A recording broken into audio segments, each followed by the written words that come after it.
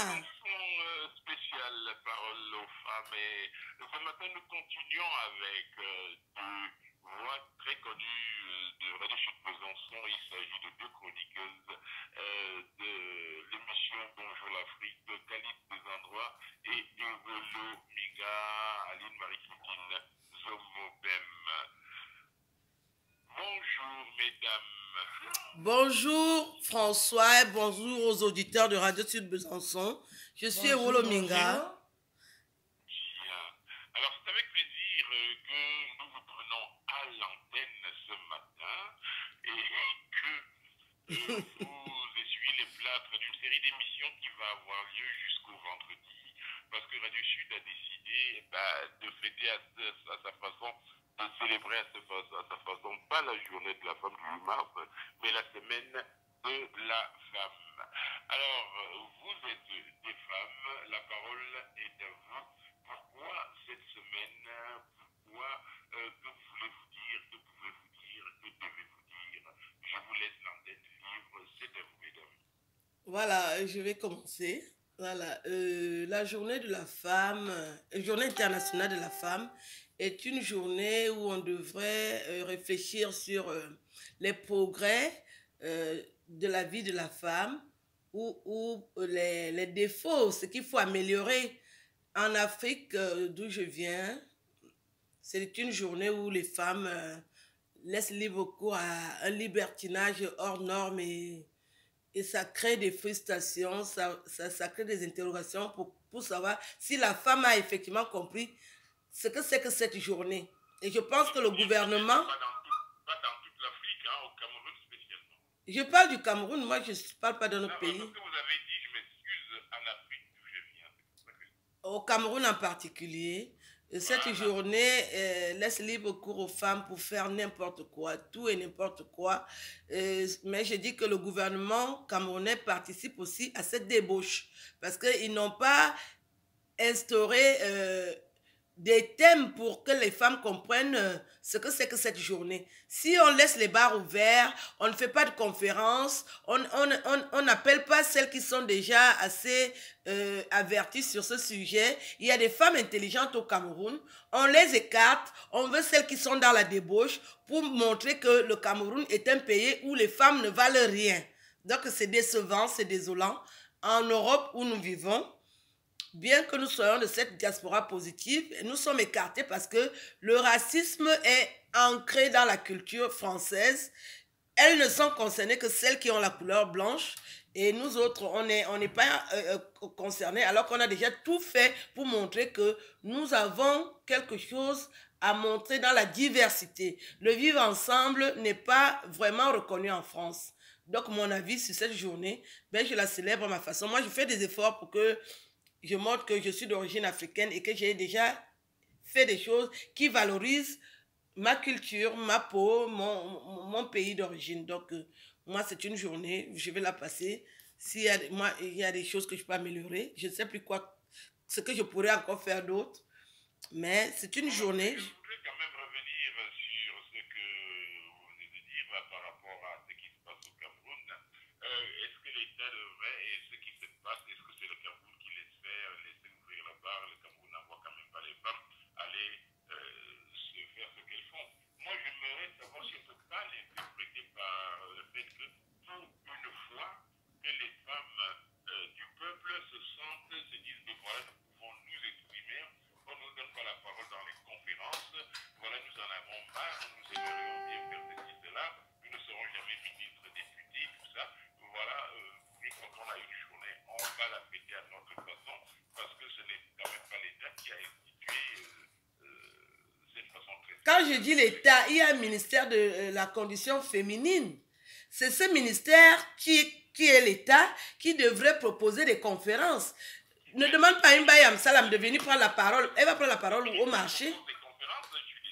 Moi, je n'ai pas vu les conférences. Les femmes qui vont dans les bars, ce ne sont pas les femmes qui vont assister aux conférences pour montrer peut-être que les conférences que vous proposez, ça ne concerne pas une grande majorité. Il n'y a pas de conférence parce que j'ai déjà assisté au 8 mars. Je suis allée une fois au Cameroun le 2 mars parce que je voulais participer à cette journée de la femme au Cameroun. il n'y avait pas une seule conférence. Et j'avais déjà prévenu que je serais au Cameroun. Ils ont déjà vu ce que je sais faire. Je suis allée au ministère le 3 jusqu'au 7. Il n'y avait rien de proposé. Ils faisaient la sourde d'oreille. Et même aujourd'hui, il n'y a aucune conférence qui est visible sur Internet. Parce qu'on a la chance d'avoir les réseaux sociaux aujourd'hui. Il y a Internet. Il n'y a pas une seule conférence où on annonce que les femmes vont faire ci et ça. Il y a plutôt des bars qui sont ouverts. On demande aux femmes, venez en cabane, venez danser. Il y a à boire et à manger. J'ai peur de pouvoir vous contredire parce qu'il y a vraiment des conférences qui s'y passent. Je peux donner des références. Et ensuite, il y a même que c'est au Cameroun où la seule journée où la journée de la femme, le 8 mars, est fériée et qu'il y a des... Mais le férié, c'est rien. On parle de conférence. Il y a une conférence où? Mais attendez, qui va dans les conférences au Cameroun ou en France? Ce n'est pas la majorité des femmes, hein, c'est des intellectuels. Donc, si ça concerne une majorité de femmes, les conférences, je pense que les femmes, quand on dit la femme, celles qui vont dans les conférences ne sont pas représentatives de ce qu'on pourrait appeler femmes africaines. C'est les femmes intellectuelles, c'est les femmes qui sont dans les bureaux, qui enseignent dans les universités. Tandis que les ménagères, je ne sais pas moi, les 90% de femmes, je ne pense pas que ce soit elles qui sont représentatives lorsqu'on parlerait des conférences. Mais il faudrait qu'on les intéresse aussi parce que ce sont elles qui sont les plus nombreuses quand on les voit dans les bars. Ça veut dire qu'on n'a pas travaillé. Ça veut dire qu'on n'a pas intéressé ces femmes-là. Elles peuvent comprendre quand même ce qu'on va dire dans les conférences. Ça ne veut peut-être pas dire aussi qu'il y a la possibilité qu'elles-mêmes puissent s'intéresser puisqu'elles ont imposé quelque chose. Elles n'ont pas demandé une permission pour aller dans le bar, faire la fête à leur façon et que c'est une journée qu'elles peuvent faire une contre-journée par rapport au défilé officiel. Ça ne sera jamais possible parce qu'elles n'ont pas cette notion-là. Donc, c'est un débat... C'est un débat qui n'a pas de sens parce qu'elles ne vont jamais le faire. Elles auront toujours au bar. C'est nous qui devons plutôt les intéresser. Et quand nous, on est ignorés, nous qui avons l'intelligence de le faire, donc c'est clos. Les femmes intelligentes. Moi, je suis une femme intelligente. Donc, il y a des femmes intelligentes qui doivent organiser et des femmes qui sont pas intelligentes qui doivent suivre. Est-ce que c'est peut-être pas ce que la journée du 8 mars voudrait pouvoir montrer au niveau des droits des femmes?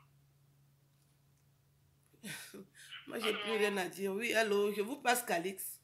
Voilà. Non, avant de me passer Calix, j'aimerais quand même, s'il vous plaît, que vous répondiez à ma dernière question de femmes intelligentes. Je n'ai vraiment rien à dire parce que moi, je n'ai pas les moyens de faire des conférences à mes frais. Quand on a montré qu'on est intelligente, ça veut dire qu'un gouvernement normal t'approche et te demande qu'est-ce que tu proposes pour une journée comme celle-là. C'est pas moi qui écris déjà mes romans à mes frais et qui crée mon intelligence et c'est moi qui vais encore les proposer les conférences. Ça veut dire que je m'ennuie dans la vie, je n'ai rien compris, je suis perturbée. Je ne vais pas tout faire. J'ai montré que je suis intelligente, que je peux m'adresser aux femmes pour les amener à comprendre des choses. Si c'est moi qui vais encore aller le faire. Oui, les droits de la femme, celles qui sont intelligentes font des propositions à l'État. Le problème est de savoir, et celles qui ne sont pas intelligentes, comment peut-on savoir qu'une femme est intelligente ou pas? Est-ce qu'elles ne sont pas concernées? Est-ce qu'elles doivent suivre? Elles ne sont pas concernées. Elles ne sont pas concernées, puisque elles ne sont pas intelligentes, elles ne sont pas concernées. C'est celles qui sont intelligentes qui devraient les appeler que, au lieu d'aller dans les bars, venez nous suivre, on va vous indiquer des choses que vous pouvez faire qui vont améliorer votre quotidien. Et celles qui sont donc intelligentes sont bloquées au niveau que l'État ne les approche pas, l'État ne les accompagne pas dans cette intelligence qu'elles ont déjà proposée pour montrer aux autres femmes qu'il faut suivre le rythme. La boisson n'est pas bien, venez plutôt apprendre la vie, venez plutôt apprendre quelques notions d'intelligence pour que ça améliore votre quotidien. On ne va pas tout faire. Donc, ça va rester comme ça parce que c'est ce que l'État veut. Les pays africains ne veulent pas des femmes intelligentes. Il faut qu'il y ait seulement des idiotes pour qu'ils continuent à occuper les postes et que nous, on reste en dehors de tout ça. Voilà. En tout cas, puisque toute la semaine, nous allons en parler, demain, il y aura